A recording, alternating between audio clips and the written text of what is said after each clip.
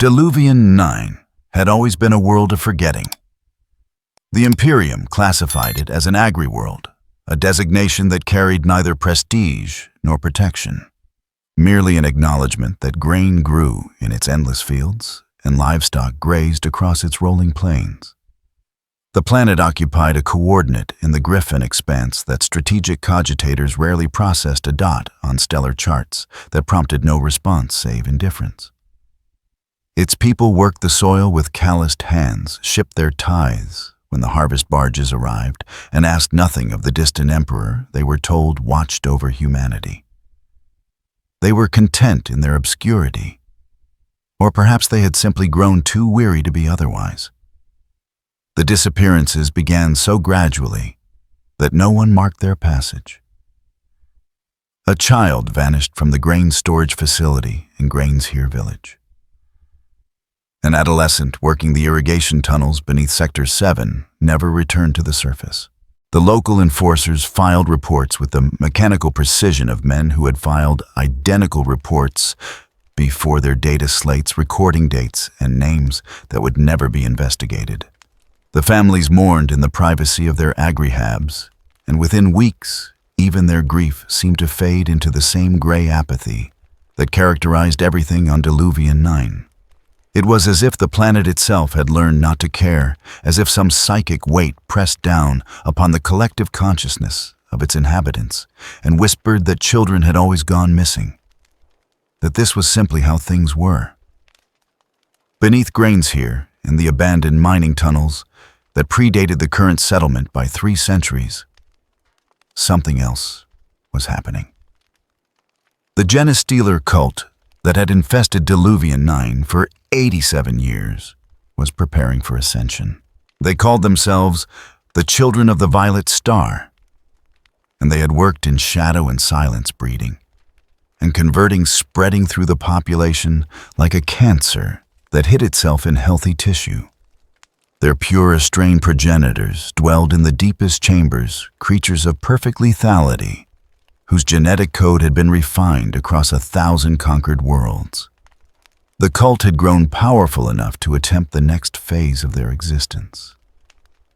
In a chamber carved from bedrock, surrounded by the mummified corpses of their earliest victims, the cult's magus began the ritual.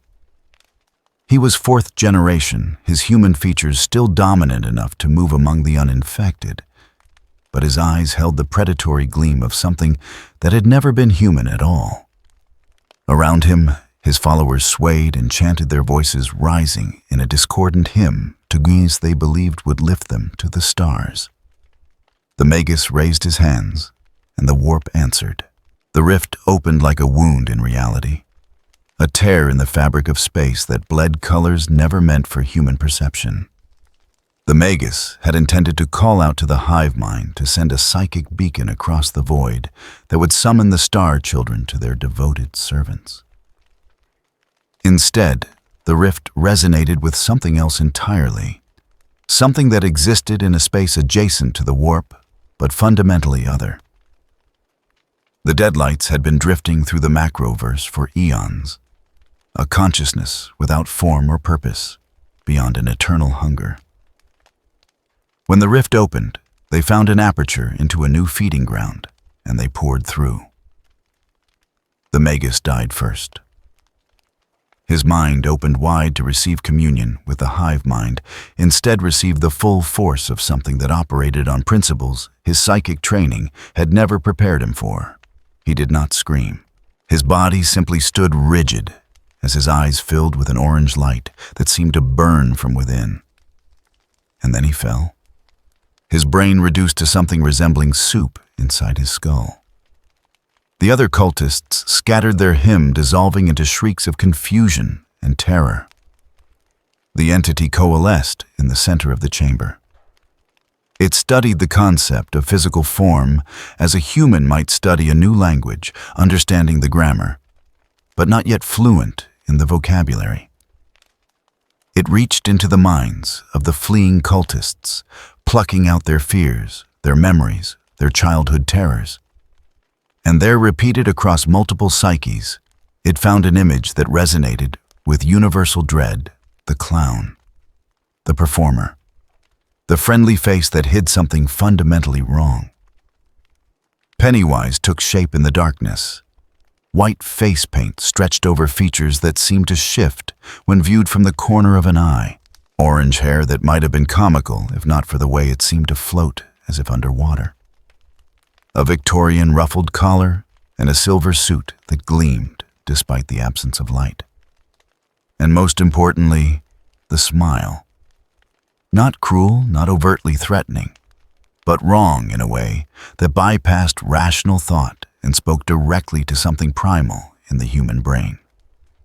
The creature that would come to be known as the Laughing Light began to hunt. It moved through the tunnels of Hollow Point Mine with purpose, learning the limitations of its new form.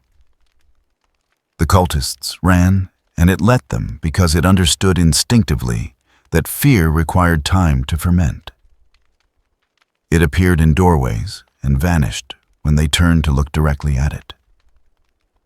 It laughed a sound like bells mixed with something wet and organic, and the sound echoed through the tunnels long after it had moved on. By the time it caught the first cultist, the man was already insane with terror. The entity fed and discovered that fear did indeed make the flesh taste sweeter, just as it had in every other world it had visited across the vast expanse of the macroverse. For 3 weeks, Pennywise established its pattern. It moved through Grainshere village like a story, inserting itself into the peripheral vision of the inhabitants. Children saw it first, because children always did. They saw it peering from storm drains, waving from windows of abandoned buildings, standing at the edge of the grain fields at twilight. The adults, when told, responded with the same dull indifference that had characterized their response to the disappearances. This was the entity's power, asserting itself, the same psychic manipulation it had used in Derry and countless other feeding grounds across realities. The people of Diluvian 9 would not investigate. They would not organize search parties. They would simply accept that this was how things were, and their children would continue to vanish. But the Genestealer cult had not been entirely destroyed. The Magus was dead along with most of the inner circle. But the pure strain Genestealers remained. They were not capable of fear in any form that the entity recognized. They were biological machines programmed for infiltration and slaughter, their nervous systems wired directly into a psychic network that stretched across the galaxy. They felt no curiosity about the interloper, no anger at the deaths of the cultists. They simply identified it as a threat to the genetic propagation of their species, and they responded accordingly. The first pure strain found Pennywise in the lower tunnels, where the entity had dragged a screaming child into the darkness. The Genestealer moved with a speed that defied its mass forearms, ending in claws that could rend ceramite armor. It did not pause to assess the threat. It simply attacked. Pennywise turned, and for the first time since arriving on this world, it attempted to deploy the deadlights at full intensity. The orange luminescence erupted from behind its eyes, a light that existed partially in real space and partially in dimensions where physical laws held no meaning. Any human exposed to it would have gone instantly and irreversibly insane. The Genestealer's compound eyes registered the light as a wavelength outside its normal sensory range, processed it as irrelevant data, and continued its attack. The claws hit with piledriver force. They punched through the entity's physical form, shredding the silver suit and the flesh beneath it. Pennywise felt something it had not experienced in thousands of years, genuine surprise. The Genestealer did not stop. It tore, rended, dismembered. Within seconds, the entity's carefully constructed form lay in pieces across the tunnel floor. The Genestealer paused, its sensory organs scanning for additional threats. Behind it, the child it had saved whimpered in the darkness, too traumatized to run. The creature's genetic programming identified the child as potential host material, and it began to turn. The laughter started soft, then grew in volume. From the scattered pieces of Pennywise, the deadlights reasserted themselves. The entity's consciousness had never been dependent on the physical form. The body was merely a vehicle, a method of interfacing with realities that required mass and substance. It reformed 10 meters down the tunnel, the same silver suit unmarred, the same terrible smile fixed in place. The genestealer registered this development without emotion and attacked again. And again Pennywise was torn apart, and again it reformed. The cycle repeated 4 times before the genestealer's synaptic connection to the broader hive mind triggered a priority signal. This was not normal prey behavior. This required assessment. The creature withdrew into the darkness, moving with the same impossible speed, vanishing into ventilation shafts too small for its bulk. Pennywise stood alone in the tunnel, its form whole and unbloodied. It looked down at where the pieces of its previous bodies had lain watching as they dissolved into orange light and faded from existence. For the first time since the Losers Club had driven it into hibernation in that other world, in that other reality, the entity that called itself Pennywise felt something approaching concern. It reached out with its consciousness, probing the synaptic shadows it could sense throughout the planet. There were thousands of them, perhaps tens of thousands, all connected to a vast intelligence that existed somewhere beyond its perception. A creature that does not know fear. It said to the empty tunnel, its voice, the sound of a children's choir mixed with breaking glass. How very interesting. The child was still whimpering in the darkness. Pennywise turned its attention back to the present meal. But something had changed. The feeding no longer held the same satisfaction. It had encountered something new. Something that violated the fundamental rules that had governed its existence across uncounted eons. Deep below the surface of Diluvian 9, in chambers where genetic matter was being processed and refined, the hive mind received data from its genestealer nodes. There was an anomaly on this world, something that registered as psychic but operated through mechanisms that did not conform to warp-based phenomena. Something that could not be killed through conventional means. The hive mind devoted a fraction of its vast intelligence to analyzing this data. It was curious in the way that a predator is curious about prey that behaves unexpectedly.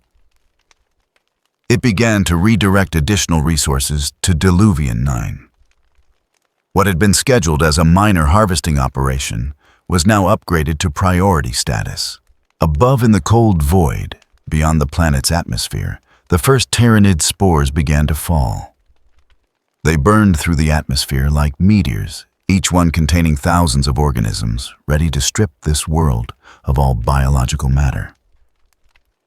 The great devourer had turned its attention to Diluvian 9, and the shadow in the warp that announced its presence began to blot out the light of the Astronomicon. Pennywise stood at the entrance to Hollow Point Mine and watched the sky fill with falling stars. It smiled its terrible smile. The entity had crossed the void between realities to find itself in a universe at war, where civilizations burned and gods played with the souls of mortals. It had intended to feed quietly, to establish a new dairy in this backwater world and settle into the comfortable rhythm of the hunt. Instead, it had found something that did not fear, could not be made to fear, and would not stop coming.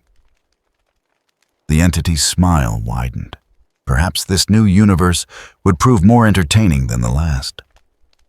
Perhaps there were flavors of sustenance here it had never imagined. In the darkness of the mine, surrounded by the corpses of cultists and the echo of screams, the laughing light began to laugh in earnest. The sound carried across the grain fields and into Grainshere village, where the inhabitants heard it and felt nothing at all. Their minds wrapped in psychic cotton that told them everything was normal, everything was fine. But in the hive ships, drifting through the void in the gene forges where new horrors were being birthed, and in chambers where synapse creatures coordinated the will of the swarm, something took notice. The prey on this world was behaving strangely. The prey did not flee as it should. The prey laughed. The hive mind considered this data and came to a conclusion that had it been capable of emotion, might have been called anticipation. This world contained something new, something that required investigation. Something that might, if properly consumed and incorporated, add new strength to the Tyranid genome. The swarm began to descend in earnest, and Diluvian Nine's long age of being forgotten came to an abrupt end. The spores fell for 3 days without ceasing. They came down like rain across the northern hemisphere of Diluvian 9, each one a seed pod containing organisms designed by eons of predatory evolution. Where they struck the grain fields, the crops withered within hours, their biomass converted into nutrients that fed the rapid maturation of Tyranid warrior forms. Where they landed in population centers, the screaming began almost immediately, though the psychic blanket that Pennywise had draped across the planet muffled the response. The people of Grainshere Village watched their neighbors dragged into the rapidly spreading biomatter and felt only a distant sadness, as if observing a tragedy happening to strangers in a story they barely cared about. Pennywise moved through this transformation with the curiosity of a child exploring a new playground. The entity had encountered many forms of predator across its existence, but the Tyranids operated on principles that fascinated it. They were not individual hunters, but components of a vast digestive system that processed entire worlds. The smaller organisms, the ones the Imperium classified as termagants and hormigants, swarmed across the landscape in chittering waves. The entity attempted to frighten them, appearing before a pack of hormigants as a massive representation of their own species, magnified to grotesque proportions and covered in wounds that wept luminous orange fluid. The hormigants registered the apparition, processed it as irrelevant to their current feeding directive, and continued their advance toward a cluster of fleeing civilians. Pennywise found itself momentarily nonplussed. It had created an illusion that should have triggered some response, even if not fear. But these creatures possessed no individual consciousness to manipulate, no personal terror to exploit. They were extensions of a greater will, and that will cared nothing for phantoms and shadows. The entity dissolved the illusion and instead focused on the larger specimens. A brood of Tyranid warriors coordinated the swarm's advance through the agricultural district, their synaptic presence creating a web of psychic control that Pennywise could sense, but not fully comprehend. It approached one of the warriors, crafting its form into something drawn from the genetic memory of the Tyranid species itself, a representation of prey organisms from 1,000 devoured worlds, all dying simultaneously in a cacophony of terror and pain. The warrior paused. For perhaps 0.2 of a second, its advance halted as its synaptic processors attempted to categorize the psychic anomaly it was detecting. Then the moment passed, and the creature resumed its forward momentum, its bone sword sweeping out to bisect a fleeing farmer. But Pennywise had felt it that fractional hesitation. These larger organisms, the ones that served as relay nodes for the hive mind's directives, possessed enough individual processing power to register anomalies. They did not fear, but they noticed. In the ruins of the Cathedral of the Harvest, the remnants of the Genestealer cult gathered in desperate congregation. Their magus was dead, their connection to what they believed was divine will, severed by Pennywise's arrival. But they still possessed faith, and faith made them dangerous. The cult's primus, a third-generation hybrid, whose massive frame combined human intelligence with Xeno strength, had taken command. He stood before his followers and preached a sermon of vindication. The Star Children had come, he declared.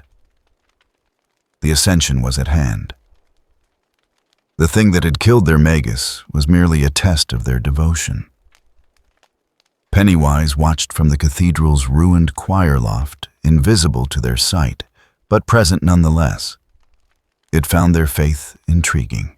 They saw the tyrannid swarm consuming their world, and interpreted it as salvation rather than extinction. The entity considered revealing itself, dropping the psychic veil, and appearing before them in full regalia. But before it could act, something else arrived.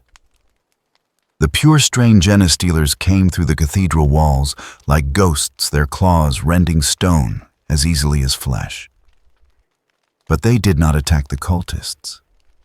Instead, they moved among their hybrid children with something that might have been recognition, their eyeless faces turning toward each infected human, as if confirming a genetic signature. The Primus fell to his knees in rapture, spreading his arms wide to receive what he believed was an embrace from his gods. The lead pure strain opened its maw and bit his head off in a single motion. The other cultists barely had time to process this before the genestealers fell upon them with systematic efficiency. This was not feeding. This was culling.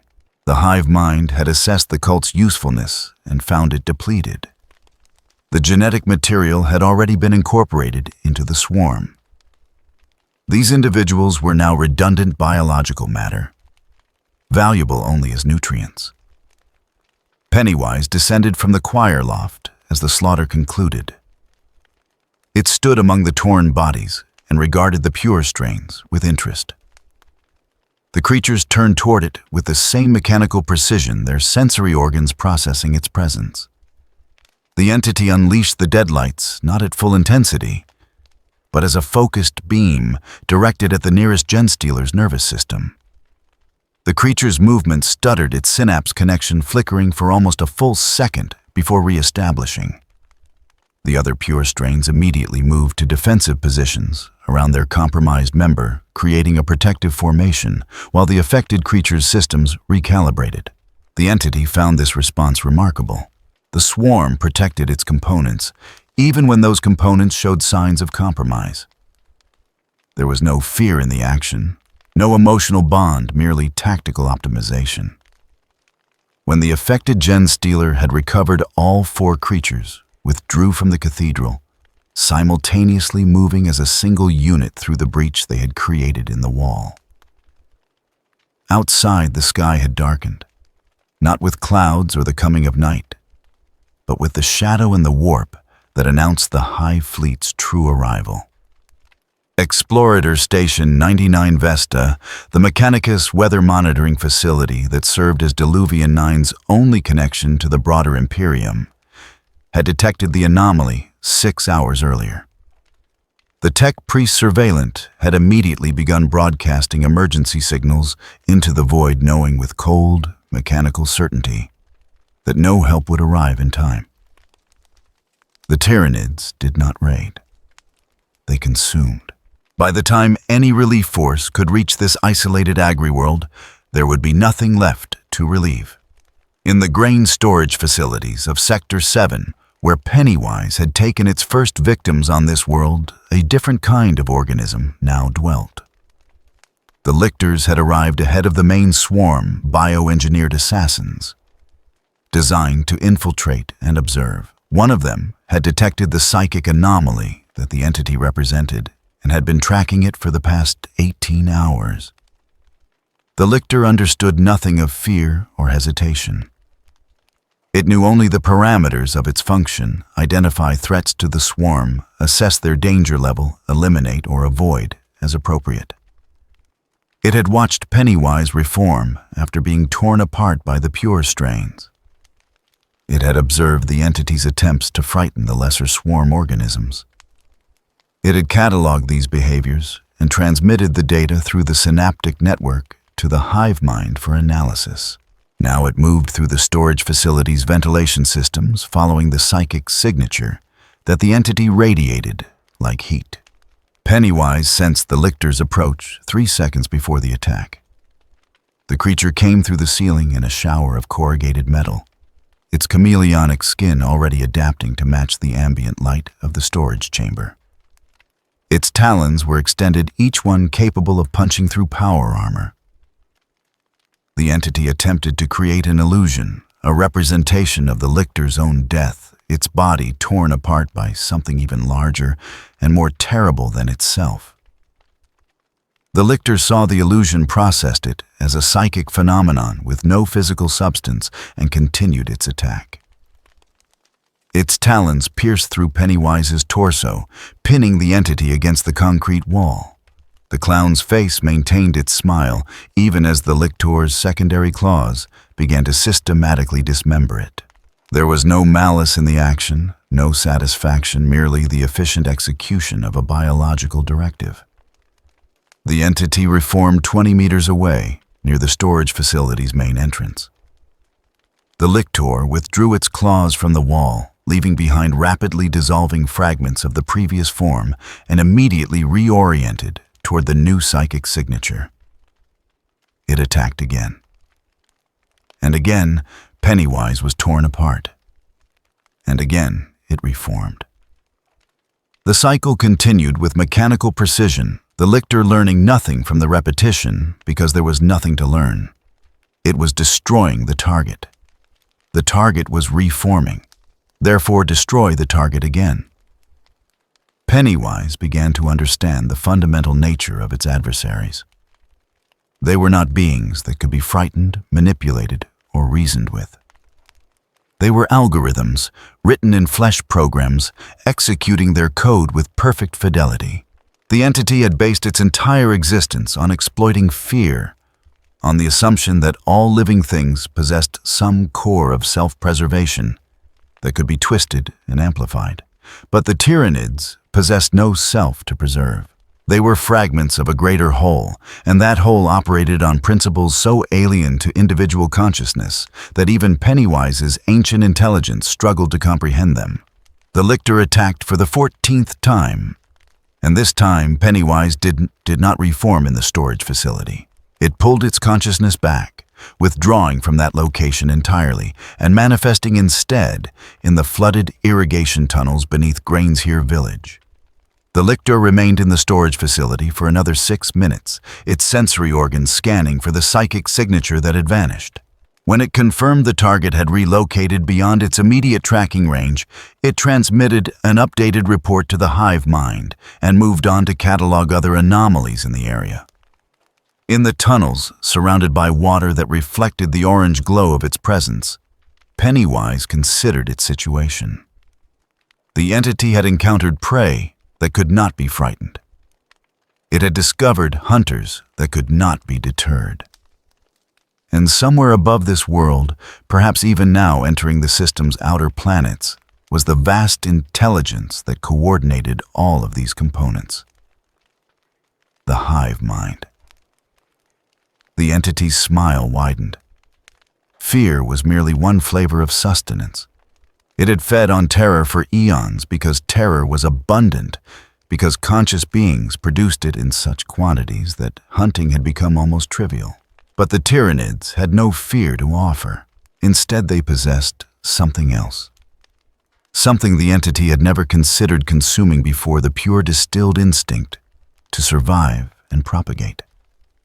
Not fear of death, but the drive to persist, to continue to spread across the stars and devour all in their path.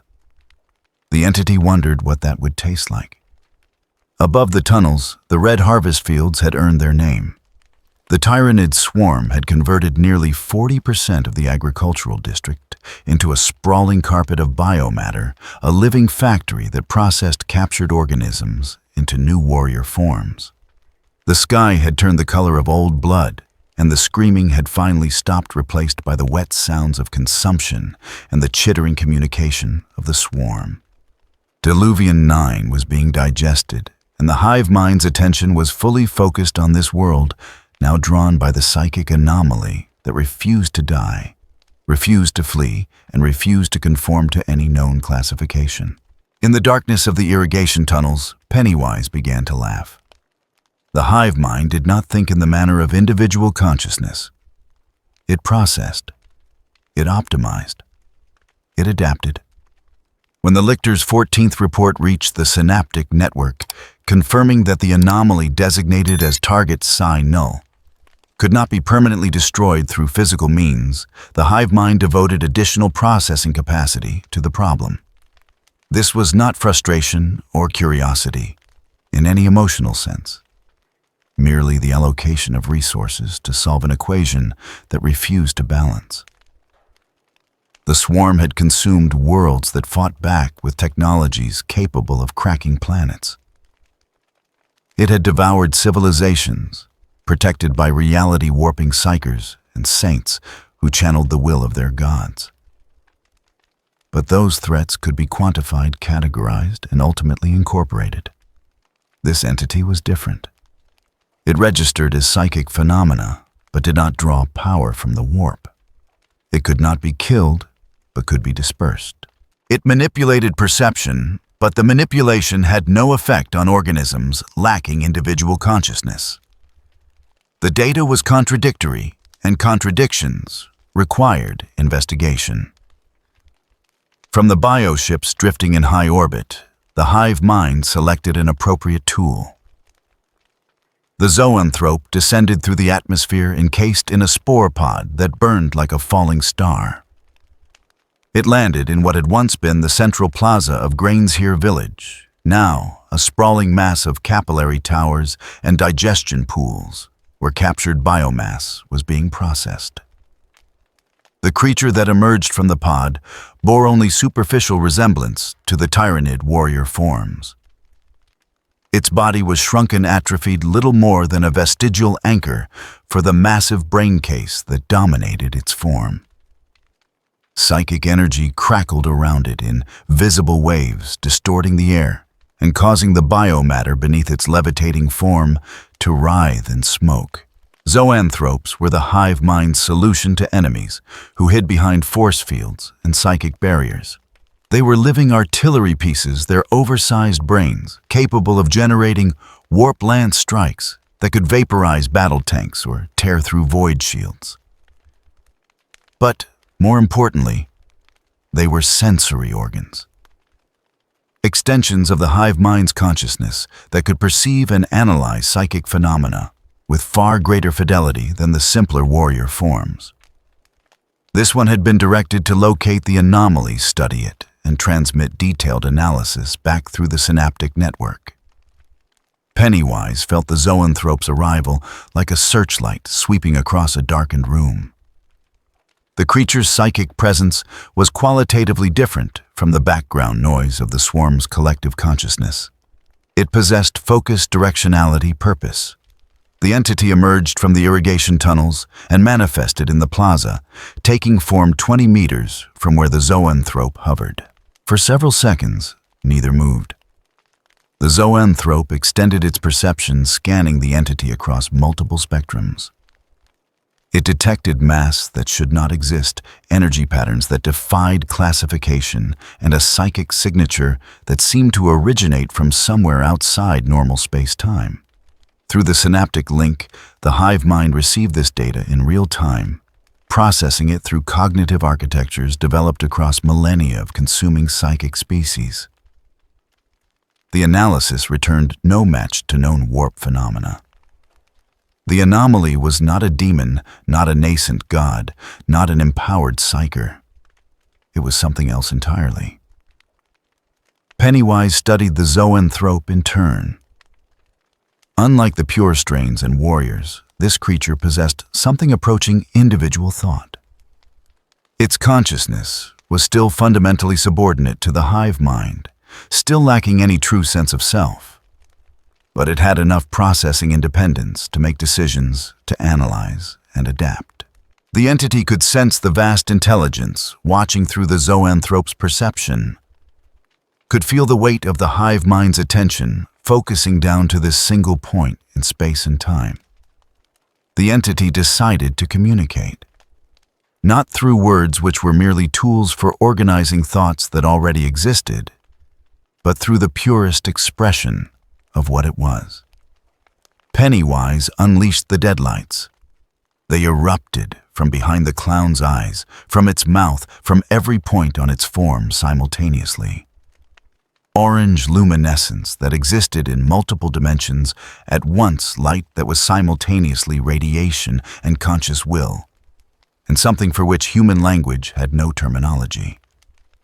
The deadlights were Pennywise's true form, attempting to manifest in a reality that could not properly contain it, constrained and filtered through the lens of physical existence, but still fundamentally other. Any human who saw the deadlights went immediately and irreversibly insane. Their consciousness evolved to process 3 spatial dimensions, and 1 temporal dimension could not cope with the geometric impossibilities inherent in the light's structure.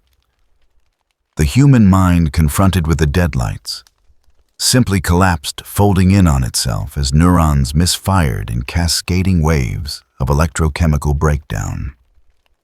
The zoanthrope had no human limitations.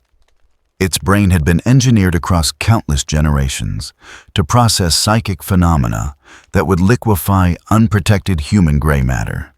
It perceived the deadlights and attempted to categorize them according to known patterns of warp energy, psychic manifestation, and reality distortion. For perhaps 3 full seconds, the zoanthrope's vast cognitive capacity worked at maximum output, sorting and analyzing and comparing the data against everything the hive mind had learned from 10,000 devoured worlds.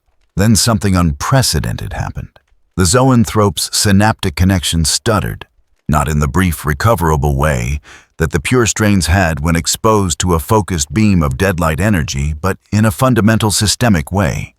The creature's brain case began to emit light from within a soft orange glow that pulsed in time with the deadlight still streaming from Pennywise's form.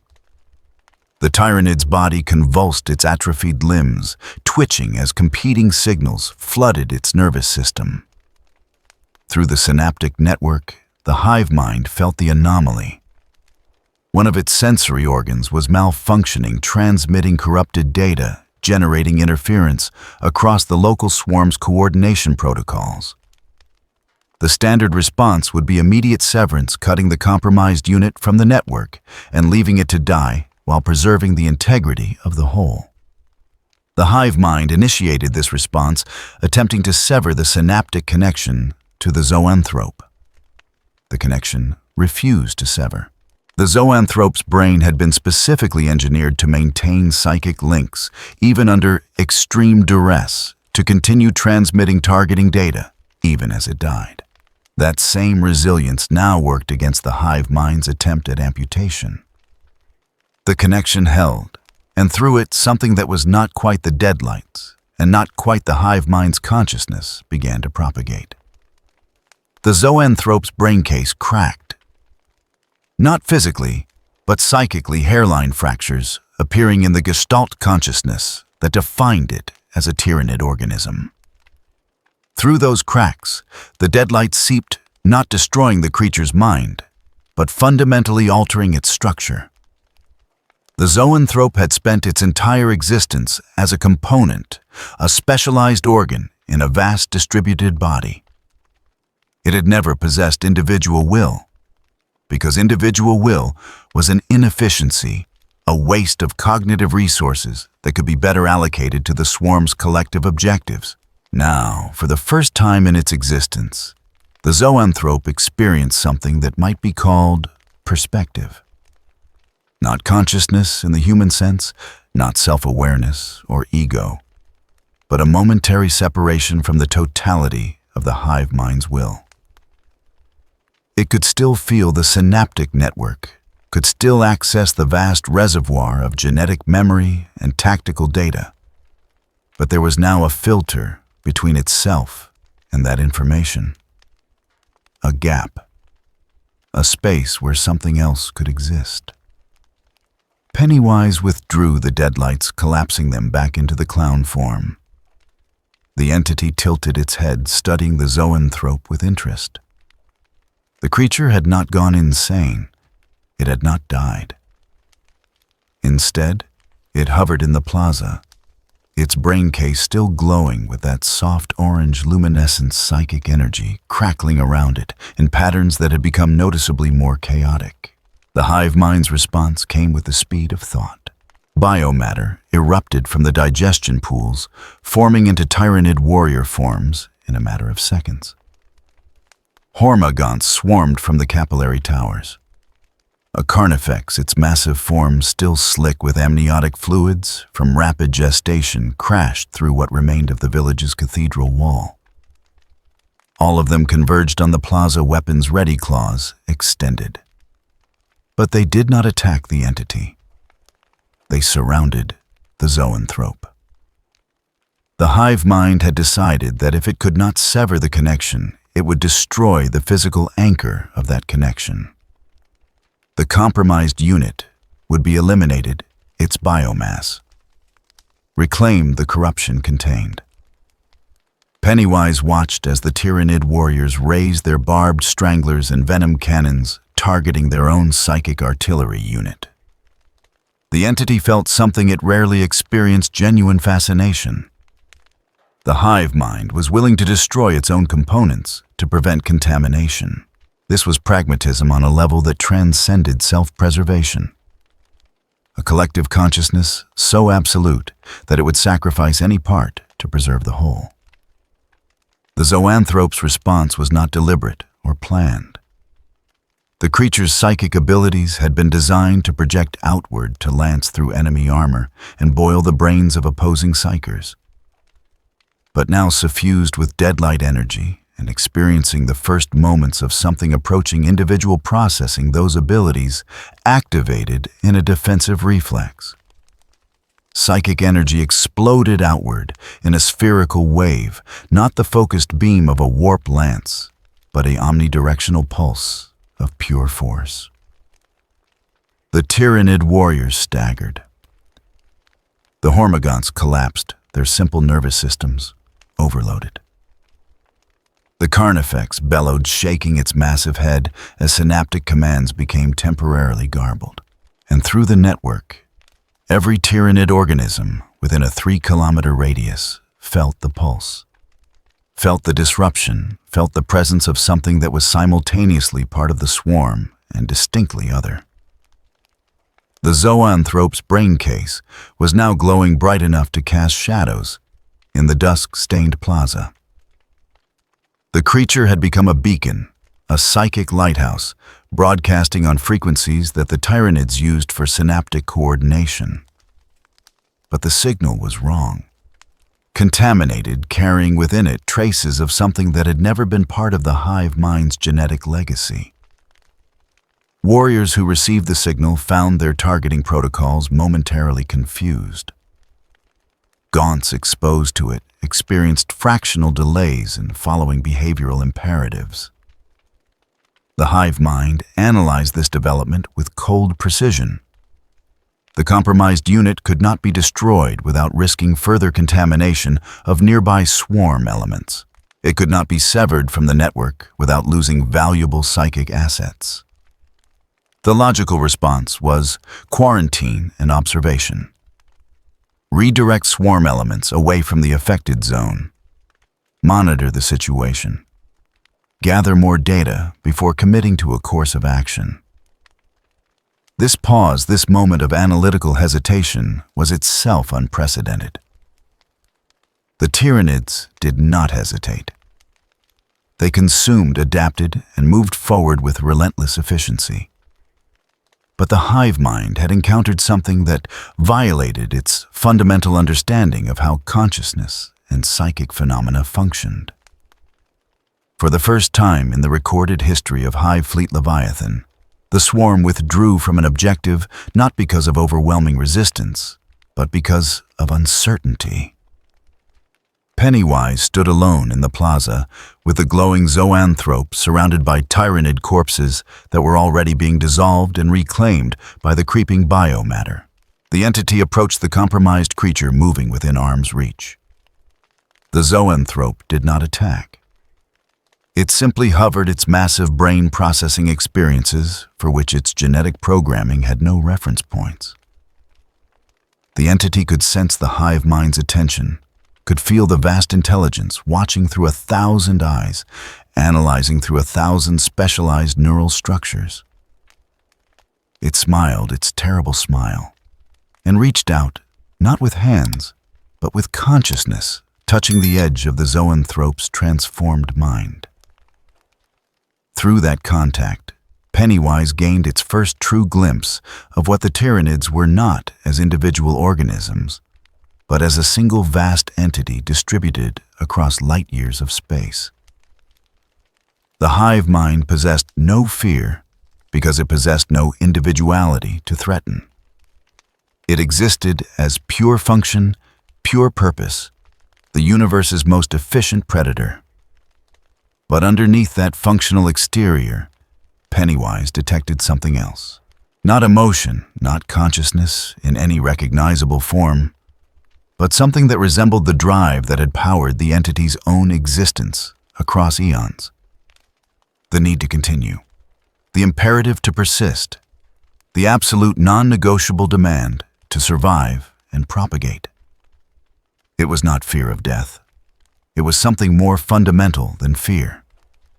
It was the bedrock principle upon which all life was built, stripped of emotion and individual will, but no less powerful for that absence.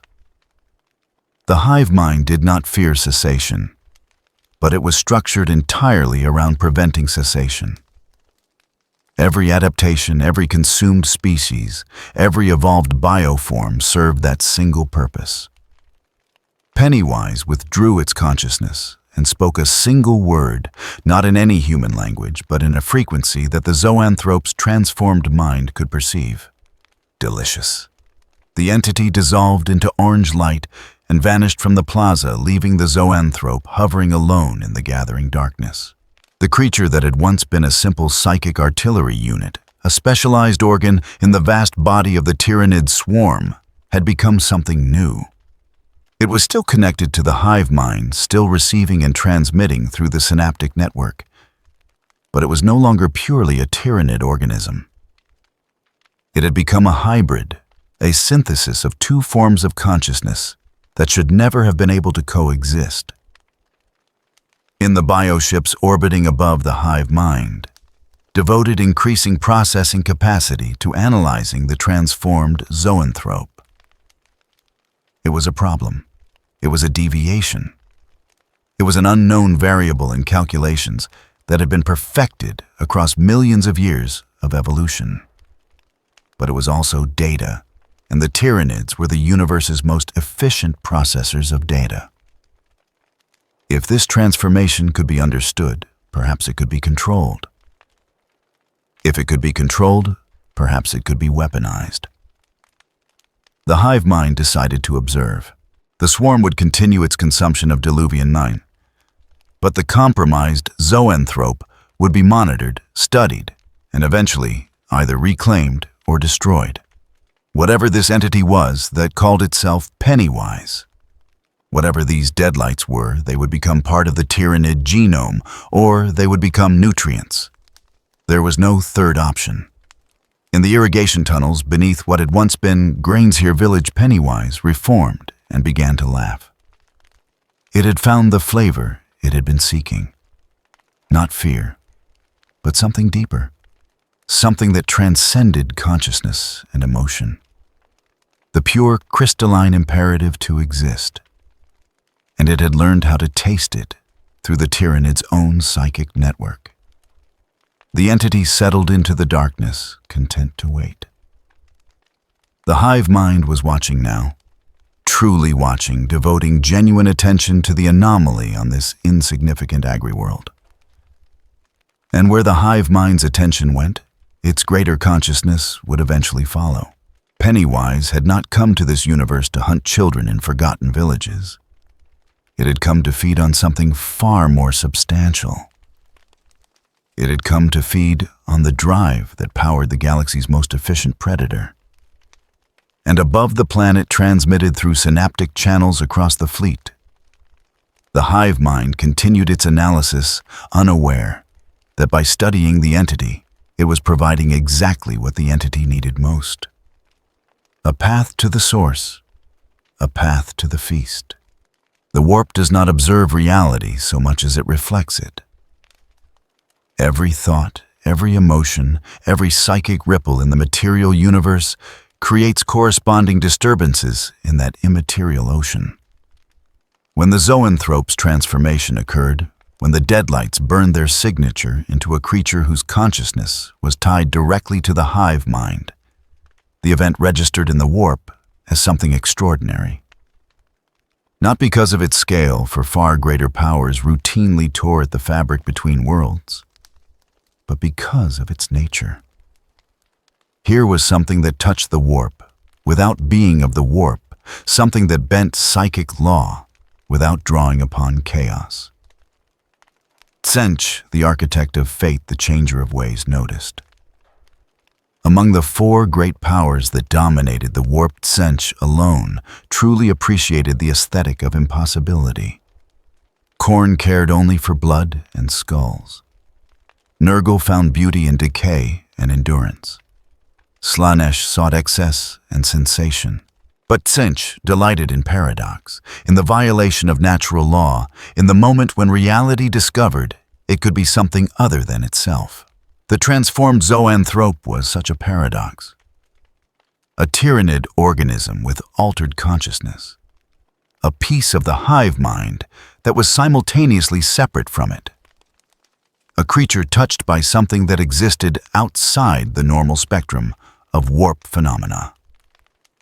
The great conspirator reached out from his impossible crystalline labyrinth and selected an appropriate instrument. From among his innumerable servants from the demons that had been born from mortal ambition and the hunger for forbidden knowledge, Tsench chose one that had served with particular distinction across 3 centuries of material time.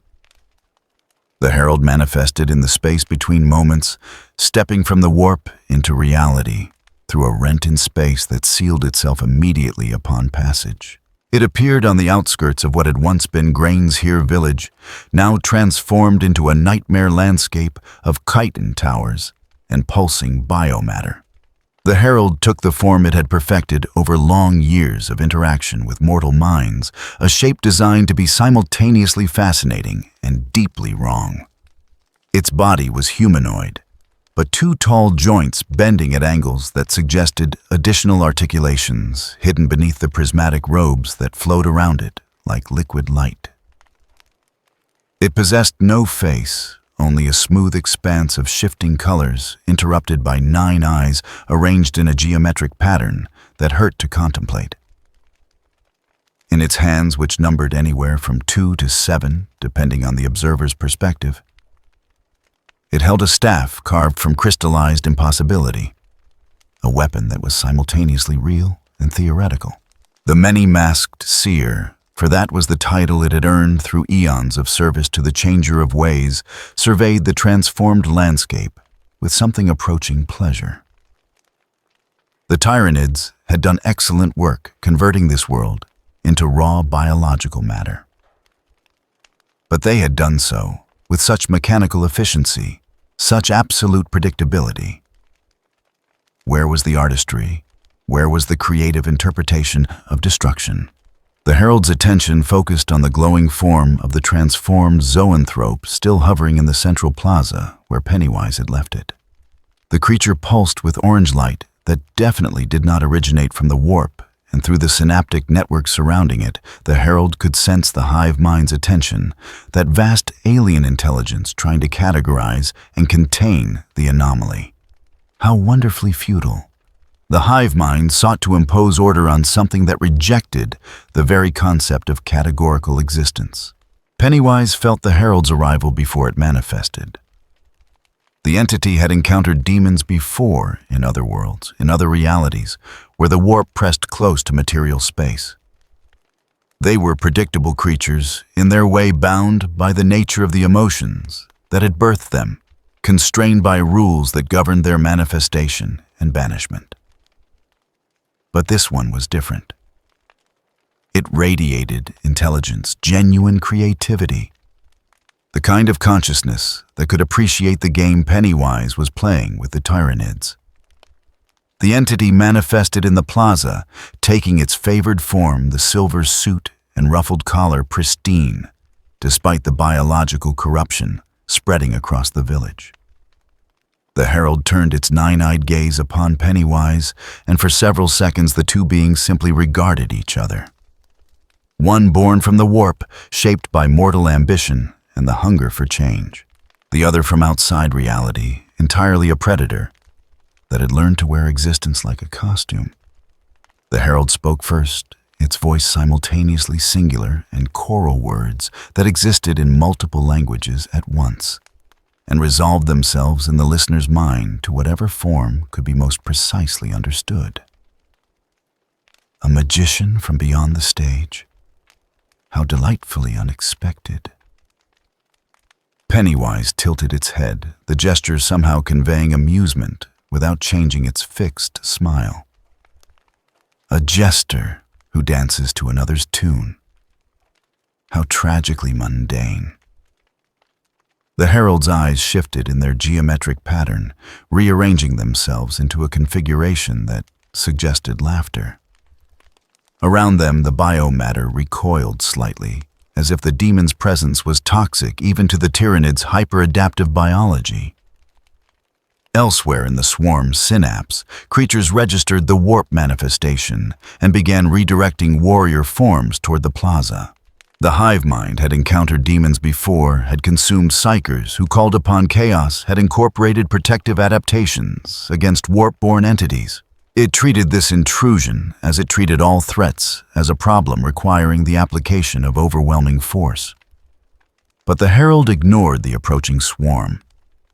Its attention remained fixed on Pennywise, cataloging every detail of the entity's structure with the practiced eye of something that had studied reality's exceptions for millennia.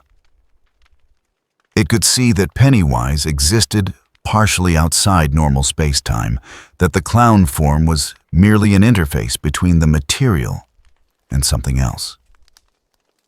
Not the warp, not any realm the herald recognized, but a different kind of other.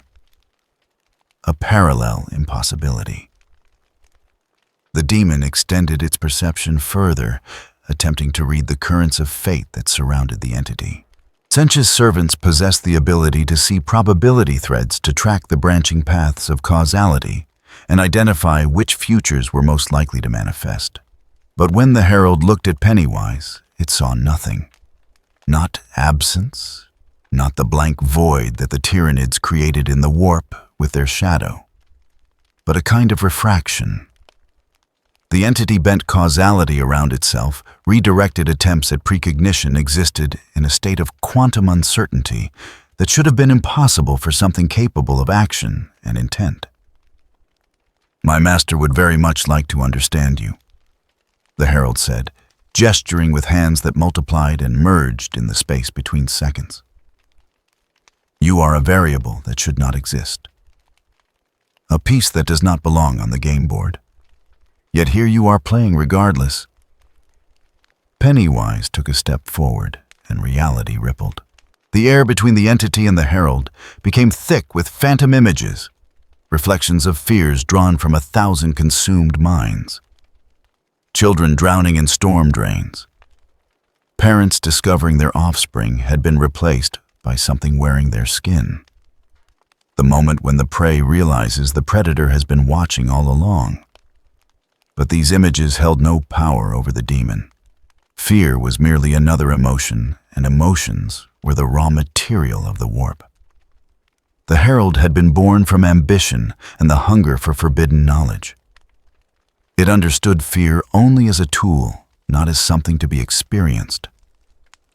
"Your master plays at puppet master." Pennywise replied, its voice carrying harmonics that existed outside audible frequencies. "But these strings you dance upon are visible to all. Where is the artistry in manipulation when the manipulated know they are being moved?" The herald's eyes rearranged themselves again this time into a pattern that suggested genuine interest. It had expected the entity to be powerful, to possess abilities that violated conventional understanding. What it had not anticipated was that Pennywise would recognize the philosophical foundations of chaos, would understand that Tzeentch's greatest weakness was the same as his greatest strength. The need for complexity, for schemes, within schemes, for plans so elaborate that their execution became their own purpose. "Then let us dispense with subtlety," the herald said, and reality screamed. The demon unleashed its power without restraint, bending the material world to conform to warp logic. The plaza fractured into impossible geometries, each section existing simultaneously in the same space but different configurations. Gravity became negotiable. Light moved in curves that defied optics. The air itself crystallized into structures that grew and dissolved and reformed in patterns that followed no physical law. The herald had transformed a 100-meter radius into a maze of pure change, where every step led to 3 different destinations, where up and down were matters of perspective, and where the very concept of distance became unreliable. Pennywise found itself standing on a surface that was simultaneously horizontal and vertical and inverted. The deadlights erupted in response not as focused beams, but as an omnidirectional flood of orange luminescence that poured through every crack in reality the herald had created. Where the warp's influence bent physics into new shapes, the deadlights simply denied that those shapes had meaning. They were light that existed in dimensions the warp could not touch, frequencies that resonated in spaces where causality operated under different principles. The 2 impossibilities collided, and for several seconds that lasted subjectively much longer, the plaza became a battleground where competing forms of unreality fought for dominance. The herald's crystalline constructs shattered under the weight of deadlight exposure, but reformed instantly in new configurations. Pennywise's form fragmented into 1,000 copies, each one slightly different, each one existing in a different probability state. But the demon's perception stitched them back into a single entity through sheer force of will. The tyrannid swarm reached the perimeter of the transformed space and stopped. The warrior forms could not process what their sensory organs were reporting. The data was contradictory, impossible, suggesting that the plaza simultaneously existed and did not exist, was both empty and filled, was undergoing every possible state change at once. The hive mind attempted to push forward regardless, to commit forces to eliminating both intruders. But the warrior forms that entered the affected zone simply vanished, their synaptic connections severing as they passed into geometric configurations where the concept of biological life ceased to have meaning. The transformed zoanthrope, still glowing with its orange corruption, hovered at the edge of the chaos.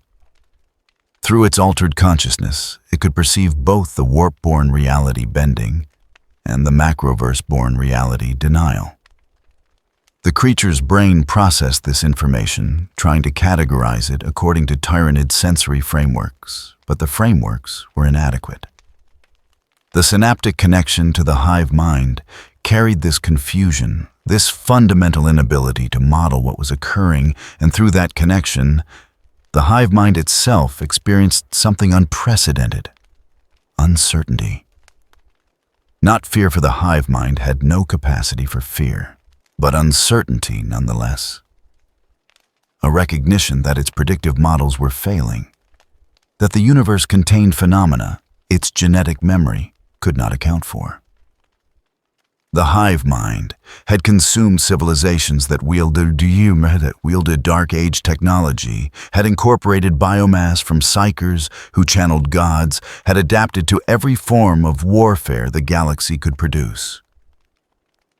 But this was something new.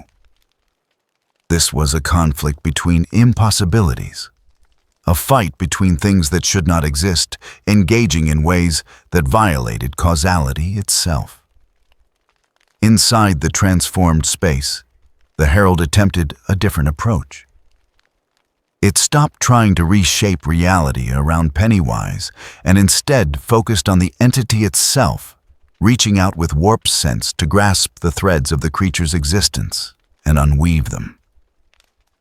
This was how demons destroyed entities that could not be killed through physical means, by attacking the conceptual foundations of their being, by unmaking the principles that allowed them to persist. The herald's hands multiplied into dozens, then hundreds, each one grasping at different aspects of Pennywise's nature, trying to find the thread that could be pulled to unravel the whole. But Pennywise did not have threads. Or rather, it had only one thread, and that thread extended back through the macroverse to a source the herald could not reach. The entity was not complex in the way that demons were complex, not built up from layers of symbolic meaning and emotional resonance. It was fundamentally simple, a hunger given form, an appetite that had learned to hunt. The herald's attempts at unweaving found nothing to grasp, like trying to untangle something that had no knots to begin with. Pennywise smiled wider, impossibly wide, the grin extending beyond the boundaries of its face. The entity had been studying the herald throughout the exchange, analyzing how demons functioned, understanding the rules that constrained them. And it had discovered something interesting. For all their power, for all their ability to bend reality, demons were still dependent on the warp. They drew their sustenance from emotion, their power from belief, their very existence from the psychic emanations of conscious beings. They were parasites in a sense, though they would never frame it that way. Magnificent parasites, artistic parasites, but parasites nonetheless. The deadlights contracted, pulling back from their omnidirectional flood into a focused beam aimed directly at the herald's center of mass. This was not the psychic attack that had transformed the zoanthrope, not an attempt to alter consciousness or corrupt synaptic connections. This was something far more direct. The deadlights opened an aperture in space, a gateway that led not to the warp, but to the void between realities, the space where the macroverse touched upon dimensions that should remain forever separate. The herald saw the aperture opening and recognized the danger instantly. It could survive almost anything reality could produce, could endure in environments that would annihilate lesser demons, could persist through circumstances that violated every physical law. But this was not an attack from reality. This was exposure to unreality, to the raw chaos that existed before structure, before meaning, before the warp itself had coalesced from the psychic emanations of the war in heaven. This was the void that even demons feared, the absence that could unmake them more permanently than any banishment. For the first time in 3 centuries of existence, the many-masked seer experienced something that approached terror. Not fear in the mortal sense, not the simple reaction to threat, but the existential horror of a consciousness confronting something that could reduce it to the base components from which it had been assembled. The herald did what no demon could do without profound consequence. It retreated. But Pennywise was faster. The deadlights lashed out, not pulling the herald fully into the void, but grazing it, tearing away one of the conceptual layers that composed its being. The demon shrieked in frequencies that shattered the crystalline structures it had created in harmonics that caused the biomatter for kilometers in every direction to writhe in sympathetic agony. It shed one of its aspects like a lizard, abandoning its tail, sacrificing a portion of its essential nature to preserve the remainder. The herald tore open a rift into the warp and fled through it the gateway, collapsing instantly behind it. But the portion it had sacrificed remained drifting in the plaza like smoke, a fragment of demon stuff that slowly dissipated into nothingness as the material world's physics reasserted themselves. Pennywise stood alone in the center of the plaza.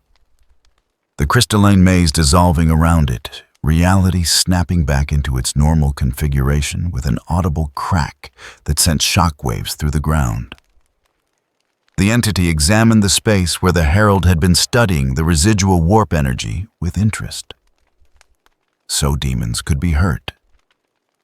They could be made to fear not through psychological manipulation, but through direct existential threat.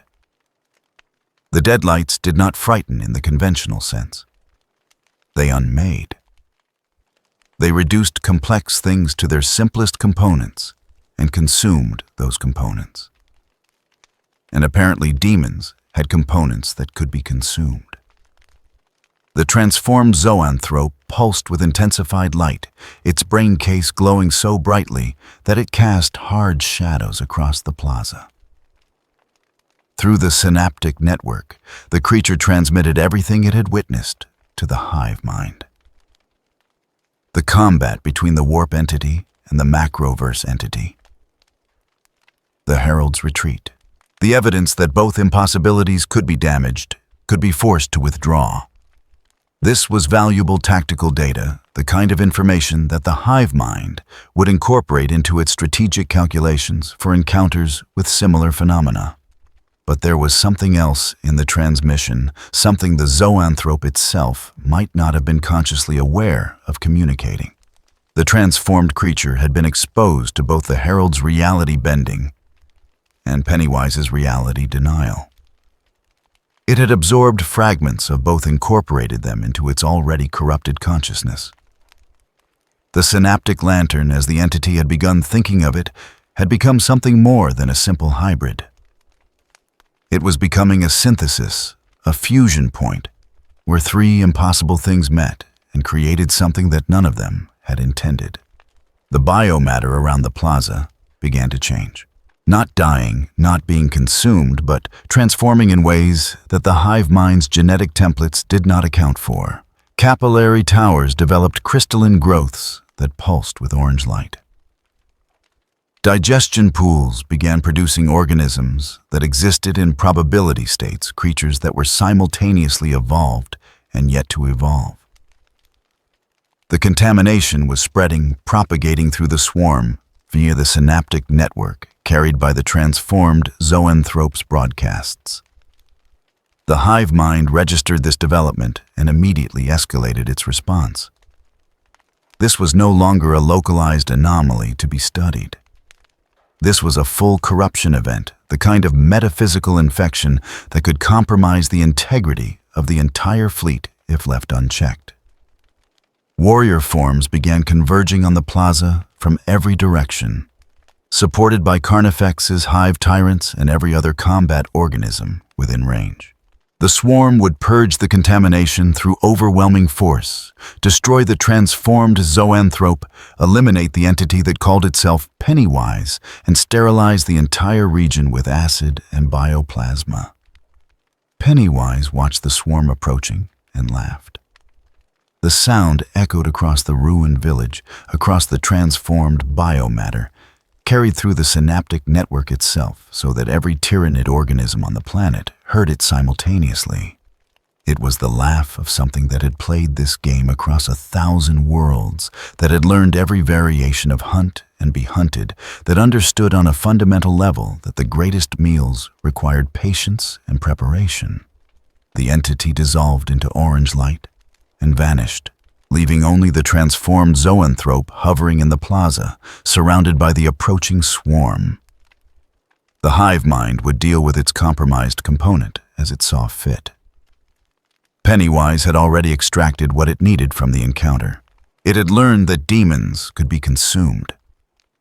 It had discovered that the hive mind's response to corruption was immediate and overwhelming. And most importantly, it had used the herald's attack as a demonstration, showing the tyrannids exactly how dangerous the entity could be if it chose to act with full force. The next phase would require the hive mind to commit more than peripheral attention, more than simple swarm tactics. The next phase would require the hive mind to engage directly, to send not just its specialized organs, but a portion of its actual consciousness to confront the threat.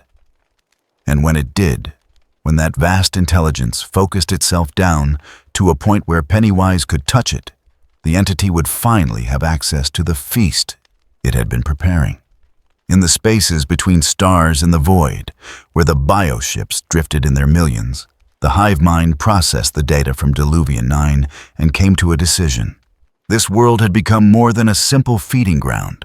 It had become a test case, an experiment in understanding phenomena that the Tyranids had never encountered before. The resources committed to this world would increase. The attention devoted to analyzing the anomaly would intensify. And if necessary, the hive mind would commit a fragment of its greater consciousness to directly interface with whatever this entity was. The Tyranids did not flee from threats. They adapted to them. And adaptation required data, required observation, required the willingness to engage with the unknown and incorporate its lessons into the genetic memory of the species. Diluvian 9 would provide that data one way or another. Pennywise, hidden in the darkness beneath the world, felt the hive mind's decision ripple through the synaptic network.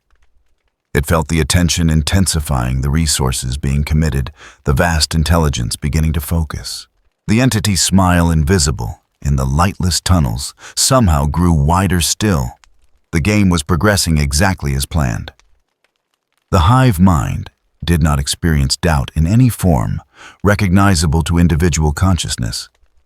It operated through certainty, through the accumulated genetic wisdom of species, consumed across millennia, through predictive algorithms refined by the extinction of 1,000 civilizations. But the events on Diluvian 9 had introduced variables that resisted incorporation into established frameworks.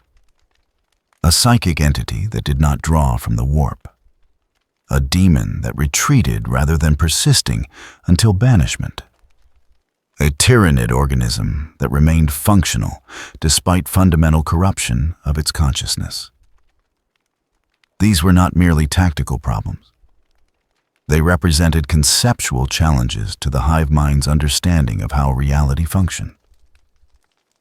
And so, with the cold logic that characterized all its decisions, the hive mind determined that direct investigation was required. Not the deployment of additional sensory organs, not the commitment of more specialized warrior forms, but something far more significant. It would send a fragment of itself, a miniature echo of the greater consciousness, to interface directly with the anomaly. This was not a decision made lightly. The hive mind existed as a distributed intelligence. Its consciousness stretched across light years and billions of organisms. To concentrate even a small portion of that awareness into a single point created vulnerability. If the echo was destroyed, the loss would be negligible in absolute terms, but significant in the context of understanding. If the echo was corrupted, as the zoanthrope had been corrupted, the contamination could potentially spread back through the synaptic network to affect the greater whole. But the hive mind had survived for eons by accepting calculated risks in service of adaptation. Every devoured species had represented a gamble that its biological traits could be incorporated without introducing fatal weaknesses. Every new feeding ground held the possibility of encountering prey that could fight back effectively enough to inflict genuine damage. The Tyranids had endured because they learned, because they adapted, because they treated every defeat as data to be processed and every victory as confirmation of effective strategies. The echo coalesced in the ruins of Grainshere village, not in any physical form, but as a concentration of synaptic energy so dense it became almost tangible. The transformed zoanthrope, still hovering in the central plaza, despite the swarm's attempts to destroy it, served as the anchor point. Through the corrupted creature's altered consciousness, the hive mind could extend a portion of its awareness into material space, while maintaining enough separation to sever the connection if necessary. The effect was profound. Every Tyranid organism within 100 kilometers felt the presence, simultaneously felt the weight of the greater consciousness pressing down through the synaptic network with focused intensity. Warrior forms stopped mid-stride. Gaunts ceased their ceaseless feeding. Even the mindless Ripper's creatures with barely enough neural matter to qualify as alive paused in their consumption of biomass. The hive mind was here truly here, not merely observing through distant sensors, but present in a way that transcended normal synaptic coordination. Pennywise emerged from the irrigation tunnels and stood at the edge of the plaza, facing the glowing zoanthrope that now served as the hive mind's avatar. The entity could perceive the vastness behind that presence, could sense the billions of organisms all connected to the consciousness that had focused itself down to this single point.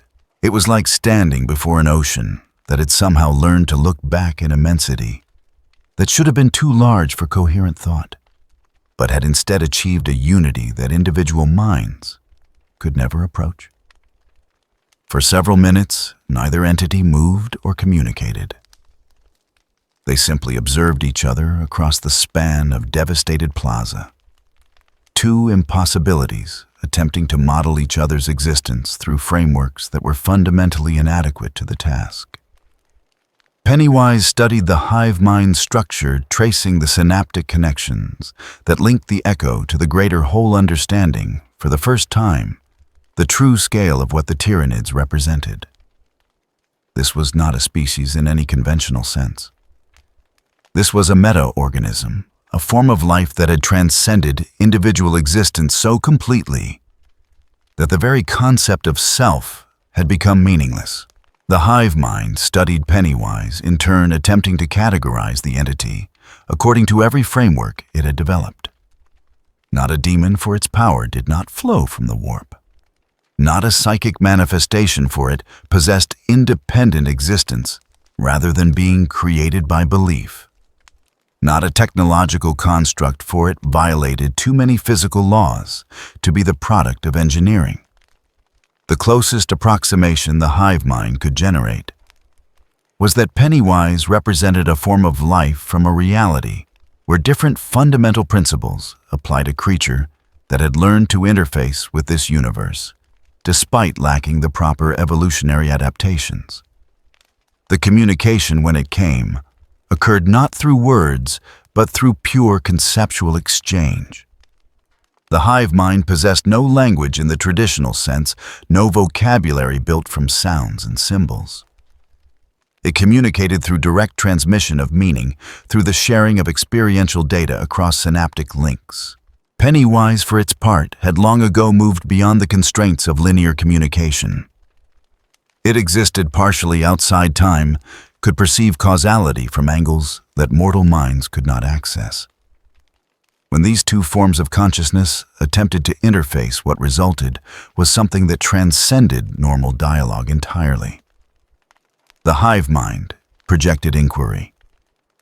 It showed Pennywise images drawn from genetic memory species that had exhibited anomalous properties before being consumed, organisms that could phase between dimensions, creatures that fed on exotic energy types, predators that operated according to physics that violated standard models.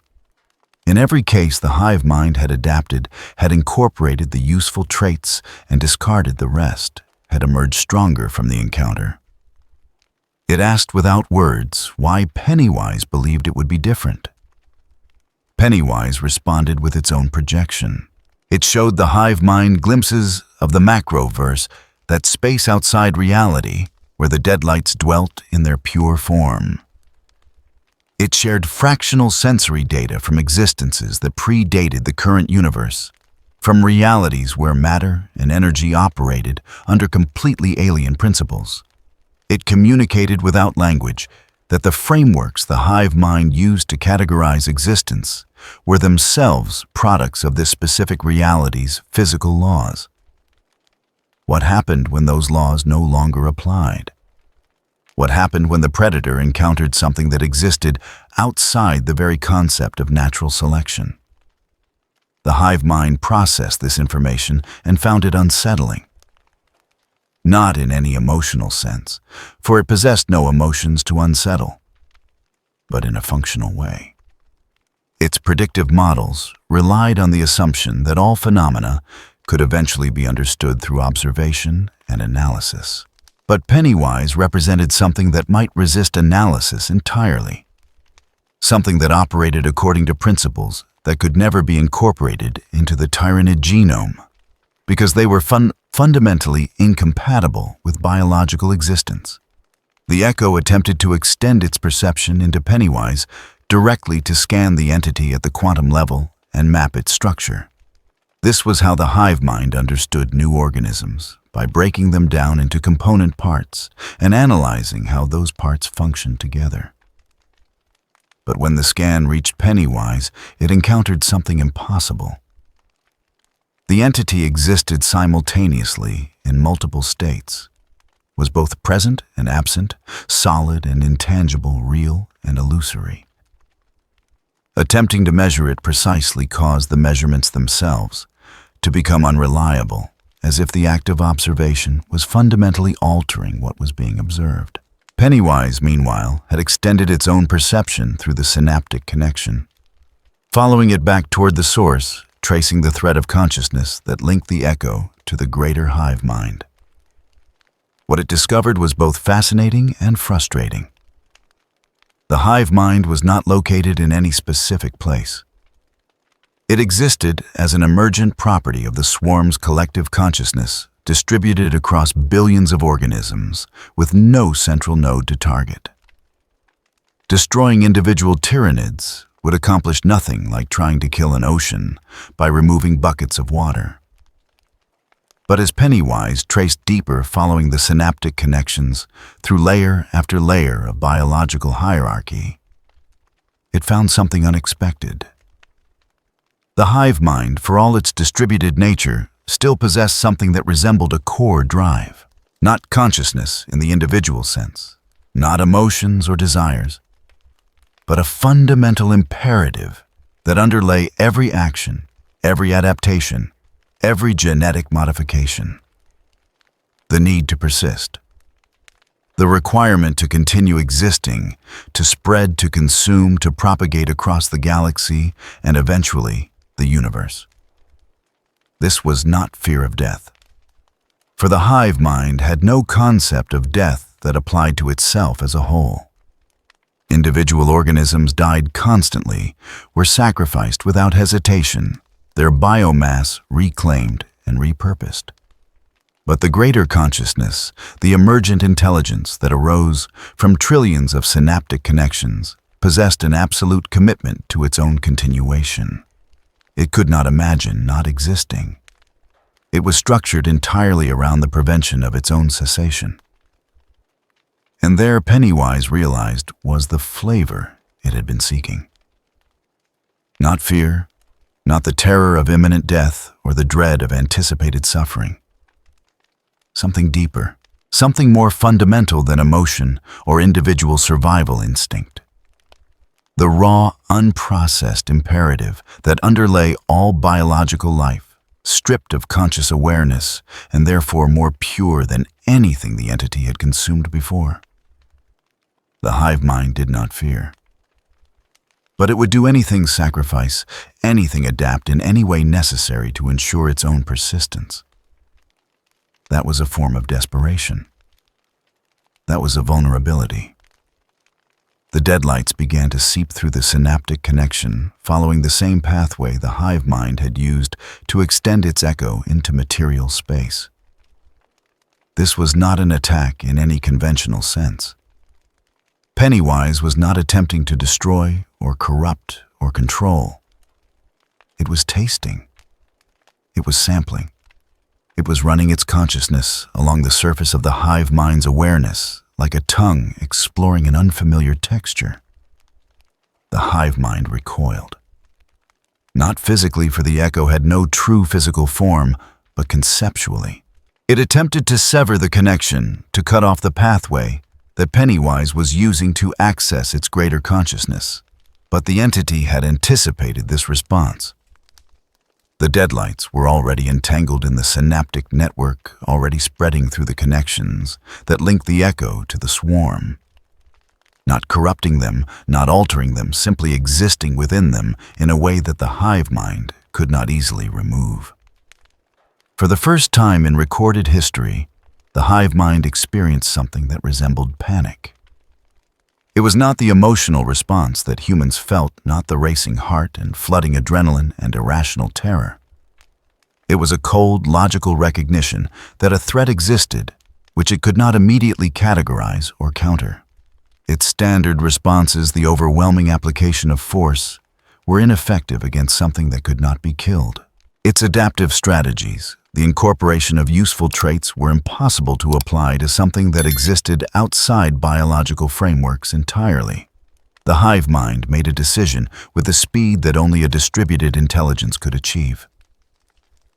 It would sacrifice the echo, sever the connection completely, abandon the fragment of consciousness it had committed to this investigation. Let it be consumed or corrupted or destroyed, while the greater whole retreated to safety. This was acceptable loss, the kind of tactical sacrifice the Tyranids made constantly. Better to lose a fragment than risk contamination of the entire consciousness. But when it attempted to execute the severance, the hive mind discovered that the connection would not break cleanly. The deadlights had wound themselves too deeply into the synaptic pathways, had become entangled with the echo's awareness in ways that made separation difficult. To fully sever the connection would require cutting away not just the echo, but significant portions of the synaptic network that supported it, potentially affecting thousands of organisms across Diluvian night. Pennywise smiled within the darkness of the connection, a gesture that had no visual component, but was nonetheless perceptible to the hive mind's awareness. The entity withdrew slightly, not retreating, but giving the hive mind space to breathe, to process, to understand what had just occurred. It had proven that the great collective consciousness, the apex predator that had devoured thousands of worlds, could be touched, could be accessed, could be, in theory, consumed. The hive mind pulled back its echo, contracting its presence until only the minimum consciousness required to maintain the connection remained. Through the transformed zoanthrope's senses, it continued to observe Pennywise, but now with a fundamentally altered understanding. This was not a threat that could be overcome through conventional means. This was not a problem that adaptation could solve, because the entity existed outside the frameworks within which adaptation operated. The Tyranids had encountered their first truly alien intelligence. Not alien in the sense of being from another planet or possessing different biology, but alien in the fundamental sense of operating according to principles that had no correspondence to anything in this reality. The hive mind processed this realization and came to a conclusion that would have seemed impossible to any who understood the Tyranid's nature. It would withdraw from direct engagement. Not flee, not abandon Diluvian nonine, but shift strategy from consumption to containment. The swarm would establish a perimeter around the contaminated zone, would prevent the entity from spreading beyond this world, would observe and gather data, while committing no additional resources that might be corrupted or lost. This was not defeat, the hive mind told itself through cascades of synaptic signals. This was strategic patience. Eventually, the entity would reveal a weakness. Eventually, an adaptation would present itself. Eventually, the Tyranids would understand, and understanding would lead to victory. Pennywise stood in the plaza and watched as the swarm began to pull back warrior forms, retreating to establish defensive positions rather than pressing forward in assault. The entity had accomplished something remarkable. It had made the hive mind hesitate, had introduced uncertainty into a consciousness that operated entirely on certainty, had forced the galaxy's most efficient predator to reconsider its approach. But more than that, Pennywise had tasted what it came for. In that moment of connection, that brief interface between the deadlights and the hive mind's core imperatives, The entity had sampled something new. Not fear, but the thing that would exist even in the absence of fear. The foundational drive that powered all biological life, rendered in its purest form by a consciousness that had transcended individual existence. It was the entity decided absolutely delicious. The transformed zoanthrope continued to glow in the plaza, its brain case pulsing with orange light that had now spread to encompass crystalline growths throughout the surrounding biomatter. The creature was no longer tyrannid in any pure sense, no longer entirely connected to the hive mind's will, but not fully separate either. It existed in a liminal state, a bridge between two forms of impossible existence. Pennywise regarded it for a long moment, then dissolved into orange luminescence and vanished. The entity had learned what it needed to learn, had confirmed that the hive mind could be accessed through the synaptic network, had mapped the pathways that led from individual organism to collective consciousness. The next phase would require preparation, would require allowing the hive mind to believe it had successfully contained the threat, while Pennywise worked beneath the surface of awareness. In the bioships orbiting Diluvian 9, the hive mind devoted vast processing capacity to analyzing what had just occurred. It replayed the encounter through 1,000 different sensory perspectives, examined the data from every possible angle, searched desperately for a framework that could accommodate what it had experienced. But no framework emerged. The entity that called itself Pennywise remained a paradox, an impossibility that, nevertheless, existed a threat that could not be categorized or countered through conventional means.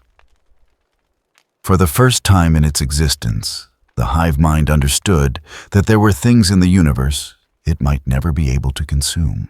And that understanding, that recognition of its own limitations, was perhaps more significant than any physical defeat could have been. The Tyrannids had always operated on the assumption that given enough time and resources, any problem could be solved through adaptation and force. But what happened when the problem was adaptation itself? What happened when the universe contained something that existed outside the rules that evolution operated under the hive mind? Had no answer to these questions. And that absence of answers was in its own way a form of terror that even something incapable of fear could experience. The swarm settled into its new defensive posture surrounding the contaminated zone, but no longer attempting to eliminate the contamination. They would wait. They would watch. They would hope that eventually the entity would make a mistake that could be exploited. But in the darkness beneath Diluvian 9, coiled in the spaces between moments, Pennywise was already preparing for the final act. The entity had tasted the hive mind's essence and found it satisfying beyond measure. Now, it merely needed to engineer the circumstances that would allow it to truly feast.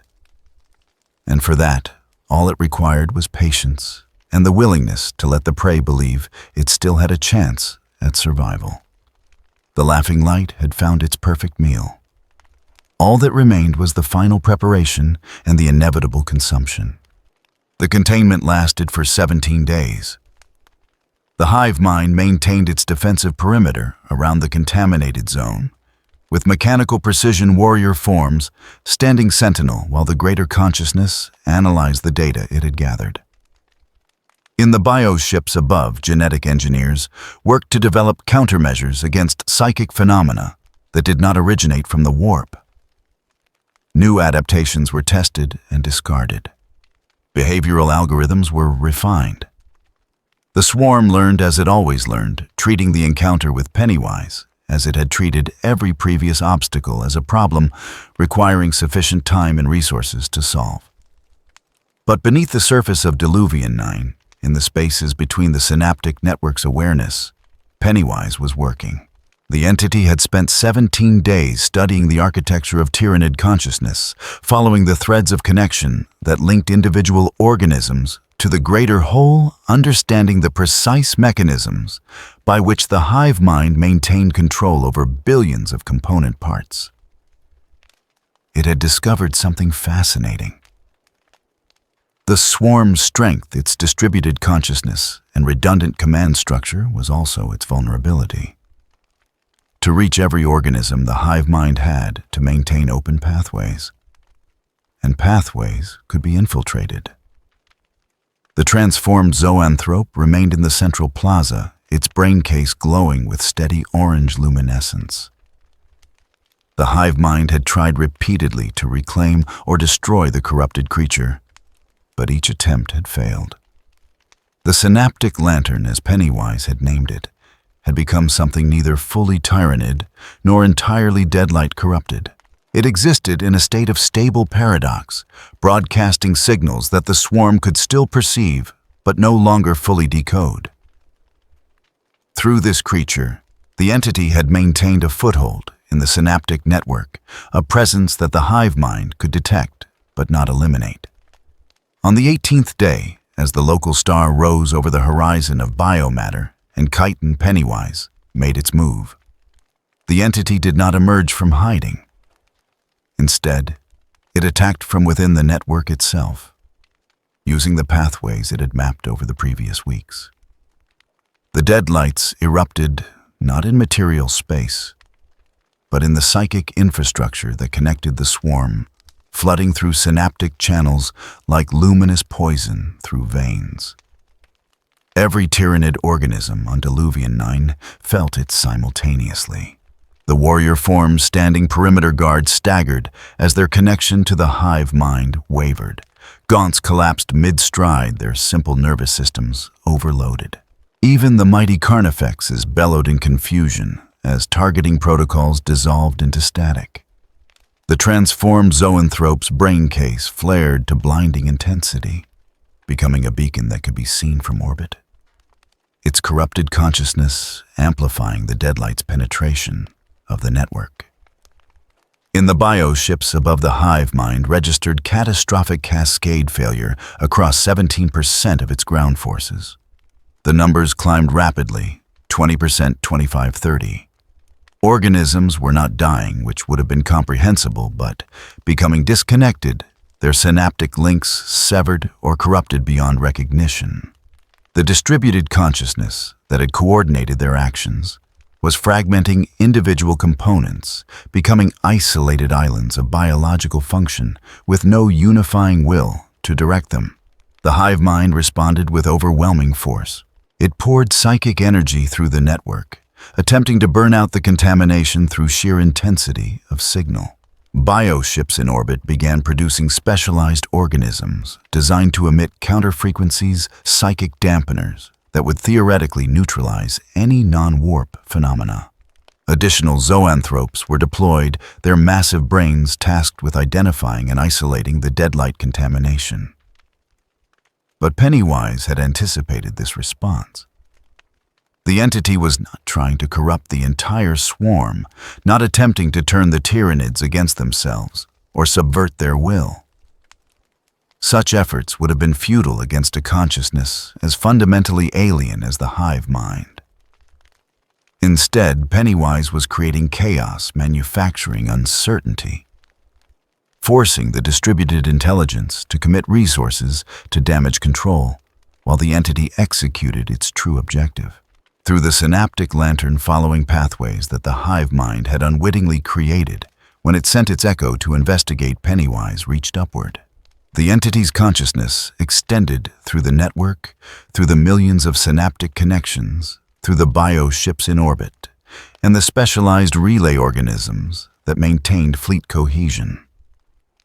It traced the threads of awareness back toward their source, seeking the place where the hive mind's distributed consciousness achieved its greatest density. There was no single location, no central brain that could be targeted. The hive mind existed everywhere and nowhere, an emergent property of the swarm's collective neural activity. But there were nodes where the consciousness concentrated, more heavily nexus points in the vast web of psychic connections.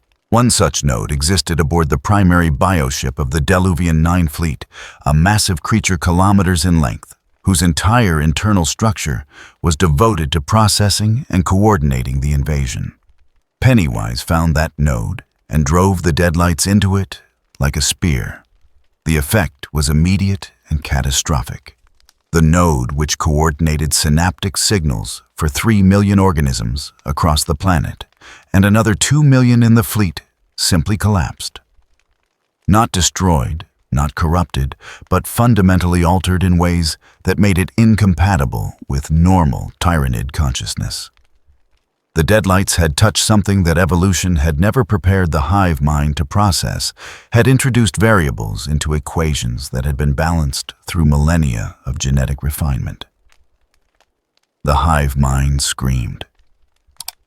Not with sound, for it possessed no voice, but with a psychic shock wave that rippled across the entire fleet. Every Tyranid organism connected to the network yunted throughout the vast consciousness, experiencing something it had never known before. Not pain, for the hive mind had no capacity for pain as individual organisms understood it. Not fear, for it possessed no survival instinct that operated on emotional triggers. But something else. Something that might be called existential horror. The recognition that its fundamental nature was being violated, that something was reaching into the core of what it was and changing it in ways that could not be reversed. Pennywise fed. The entity drank deeply from that moment of recognition, from the hive mind's absolute commitment to persistence, confronting the possibility that persistence might not be achievable. This was the flavor it had been seeking, refined to perfection. Not the fear of death, not the dread of suffering, but the raw imperative to continue existing, forced to confront its own potential cessation. The hive mind did not fear, but in that moment it understood that something existed which could unmake it, and that understanding was a form of sustenance richer than any terror Pennywise had consumed in eons of hunting. The sky above Diluvian 9 began to change. The shadow in the warp that announced the hive fleet's presence started to flicker and waver. The deadlights were bleeding through into material space on a massive scale, no longer constrained to localized manifestations, but erupting across 47% of the planet's surface. Where they touched, reality became uncertain. Biomatter dissolved into orange luminescence. Synaptic creatures stopped broadcasting and started glowing. The very ground began to emit light from within, as if the planet itself was becoming a conduit for energies from the macroverse. The hive mind made its final decision.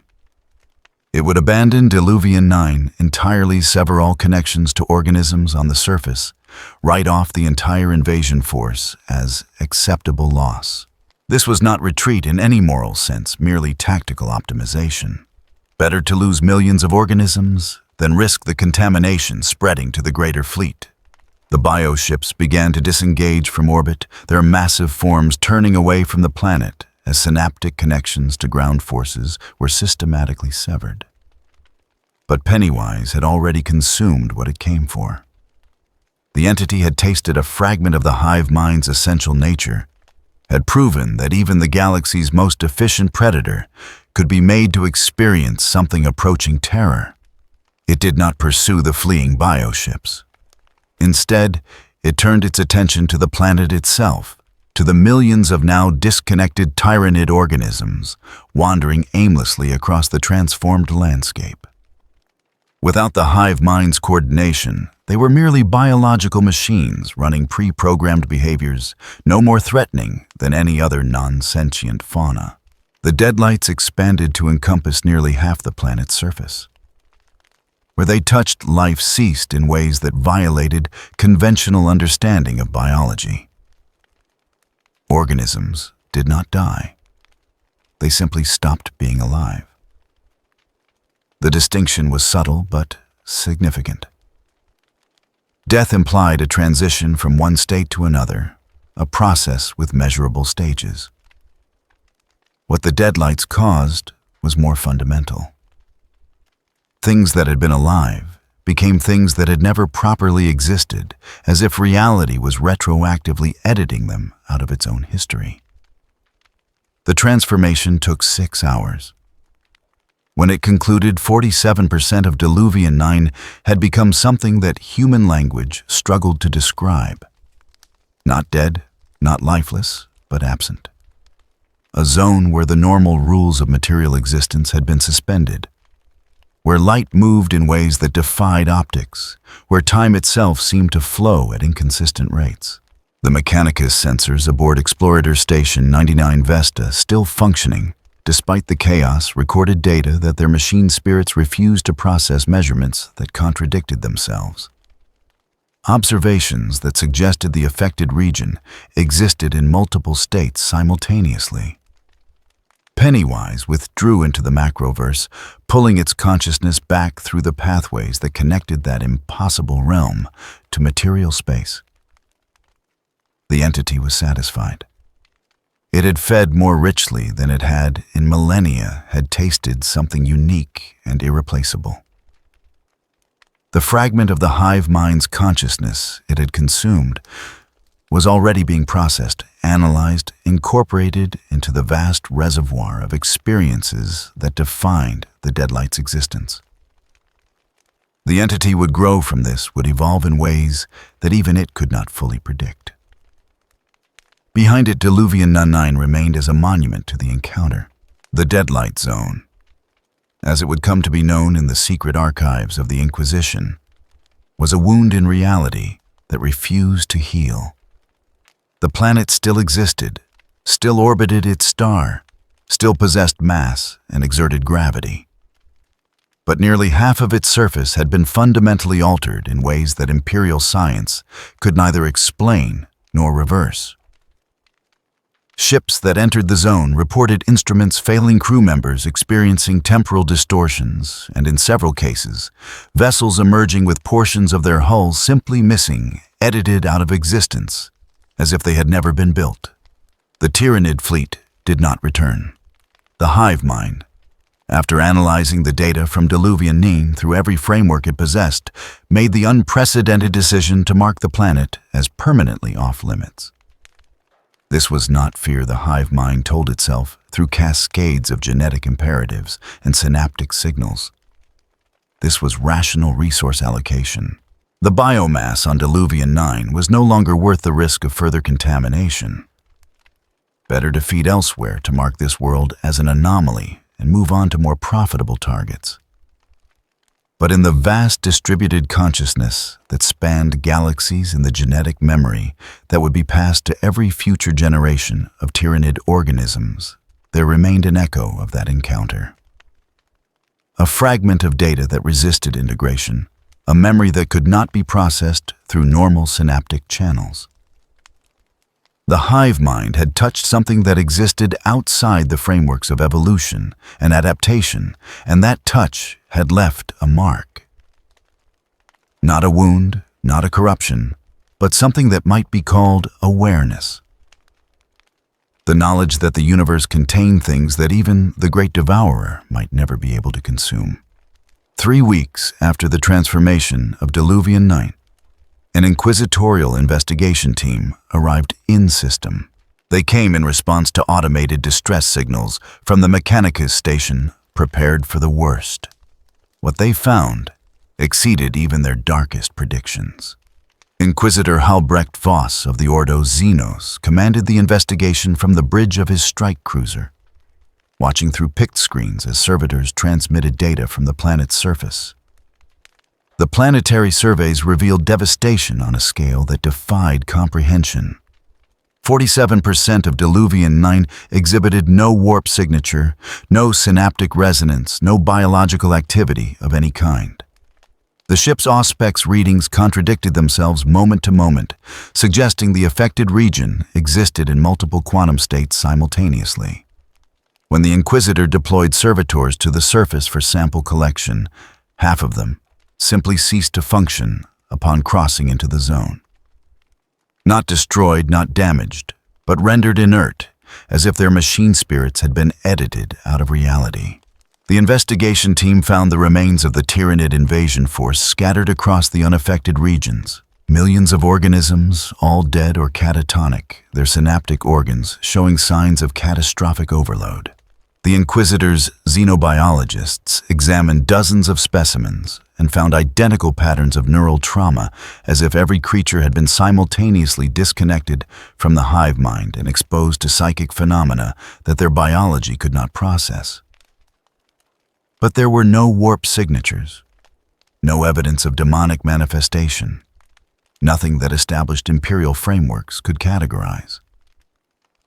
The transformed zoanthrope remained in the central plaza of what had once been Grainseer Village.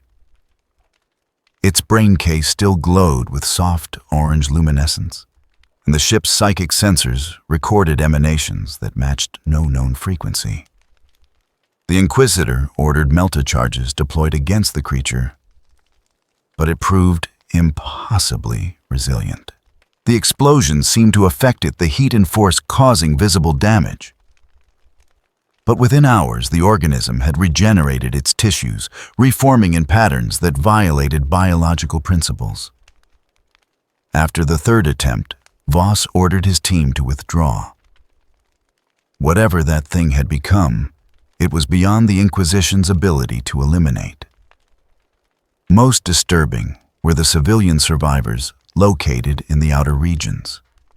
Fewer than 3,000 souls remained from a population that had numbered nearly 500,000. Their accounts were fragmentary, confused, speaking of a clown that had walked among them, of laughter in the darkness of children who had vanished before their eyes, while they felt nothing but distant apathy. They described a presence that had made them forget to care to investigate, to react with appropriate horror to the atrocities occurring around them. Several survivors exhibited psychological damage consistent with prolonged psychic manipulation, but the Inquisitor's analysis revealed no warp taint. Voss authorized the evacuation of all surviving personnel and recommended immediate exterminatus to Segmentum Command. The request was denied. The High Lords, in their determination to understand all threats facing the Imperium, concluded that the nature of the contamination could not be adequately assessed from available data. They feared that orbital bombardment might interact unpredictably with whatever phenomena had created the deadlight zone, potentially spreading the corruption rather than containing it. Instead, they placed Diluvian 9 under permanent quarantine, established a naval blockade in the outer system, and classified all records relating to the incident as Obsidian Grade restricted. The tech priest surveillant aboard Explorator Station 99 Vesta had continued recording data throughout the crisis, her augmented mind processing impossible information until her systems began to fail. Before her final shutdown, she transmitted an analysis that would haunt the Inquisitor for the remainder of his life. She theorized that Diluvian 9 had been touched by something from outside the known universe, an entity that operated according to principles that bore no relation to the physical laws humanity understood. She called it a predator from the spaces between realities, a consciousness that fed on something more fundamental than flesh or souls. Her last coherent transmission consisted of a single word repeated across all frequencies until her Vox systems finally collapsed under the weight of paradoxical data. Deadlights. The Inquisitor did not understand what the word meant. He did not understand what had happened in the final hours before the planet's transformation. But standing on the observation deck of his vessel, looking down at a world that glowed with impossible luminescence, he understood that something had occurred on Diluvian night that transcended the normal categories of threat the Imperium prepared for. Not Xenos in any conventional sense, not heresy or demonic manifestation, something else entirely. Something that existed beyond the Emperor's light, in realms that Imperial theology did not acknowledge and Imperial science could not measure. In the nights that followed, Voss would dream of laughter echoing through corridors that existed in no known architecture. He would see a figure in silver and white standing at the edge of his perception, a clown whose smile never changed and whose eyes held depths that sanity refused to contemplate. The entity watched from the darkness, patient and eternal. And the Inquisitor knew with certainty born of 40 years serving the Ordos, that it remained on Diluvian 9, waiting in that zone of impossible light, feeding on something that humanity could neither name nor defend against. The official report filed by Inquisitor Voss contained only facts, measurements, and tactical assessments. It made no mention of dreams or premonitions, no speculation about entities from outside reality. But appended to that report, sealed with his personal cipher, and marked for access only by Inquisitors of equivalent rank or higher, was a personal addendum. In it, he described standing at the observation port during the final moments before departure, looking back at the transformed planet hanging in the void. Half its surface glowed with that soft orange luminescence, pulsing in patterns that seemed almost rhythmic, almost alive. And in that moment, captured by the ship's picked recorders, but visible only in retrospective analysis of the footage, the light formed shapes. The patterns resolved just for an instant into something recognizable. A face. A clown's face, smiling that terrible smile, looking up from the planet's surface as if distance meant nothing to it. The image lasted less than a second before dissolving back into formless luminescence. The Inquisitor's final notation in his personal addendum consisted of a single sentence written in high Gothic and marked with every seal of authenticity and verification the Inquisition possessed. It knows we are watching. Diluvian 9 remained under quarantine, the deadlight zone persisting as a wound in reality that refused to heal. The naval blockade maintained its station in the outer system, turning away the occasional merchant vessel or explorator team that wandered too close. No one was permitted to approach the planet. No investigation was authorized. The world simply existed, glowing softly in the darkness, a monument to an encounter between humanity and something that should never have crossed into material space. In the vast archives of the Inquisition, the records of Diluvian 9 gathered dust, alongside countless other obsidian-grade files, secrets deemed too dangerous for widespread knowledge. Occasionally, an Inquisitor with sufficient clearance would review the data, would study the fragmented accounts and contradictory sensor readings, would attempt to develop protocols for responding to similar incidents. But no protocols emerged.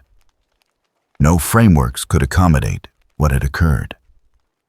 The entity that transformed Diluvian 9 existed beyond categorization, beyond the scope of Imperial understanding. And somewhere in the spaces between realities in the vast, impossible realm called the macroverse, Pennywise rested. The entity had fed well, had grown from the experience, had added the hive mind's essence to its own accumulated existence. It was satisfied, at least for now. The hunger that drove it across eons and realities had been temporarily sated. But hunger by its nature always returned. And when it did, when the entity grew restless again and sought new flavors to consume it, would remember the taste of this reality.